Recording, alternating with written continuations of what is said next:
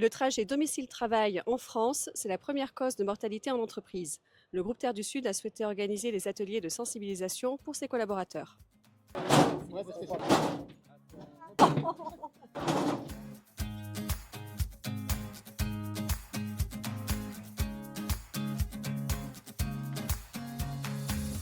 Semaine de la sécurité routière, il y a deux ateliers qui sont organisés. Donc un atelier qui est animé par moi sur l'alcool, pour faire la différence entre les doses bar et les doses maison. Et un atelier qui est organisé par un prestataire, justement Acta Prévention, qui vient pour montrer le simulateur choc. Alors, pour commencer, la ceinture de sécurité, quand elle doit être mise, elle doit être posée sur 3 points spéciaux du corps, donc l'os de la clavicule, bien au milieu le sternum et sur le bassin. Et cette ceinture, pour qu'elle soit efficace, elle doit être serrée au maximum pour que dans l'accident, pour que notre corps bouge le moins possible. Plus elle sera tendue, serrée, plus elle sera efficace, tout simplement. Les objets dans la voiture. Alors, dans un accident, un choc frontal, pour que vous ayez une petite idée, juste à 50 km/h, pourquoi les objets sont dangereux? Parce qu'à 50 km/h, le poids est multiplié par 10.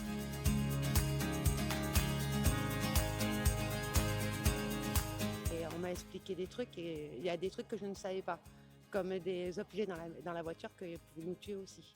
8 km/h, l'impact que ça a, enfin, je me dis c'est quand même énorme.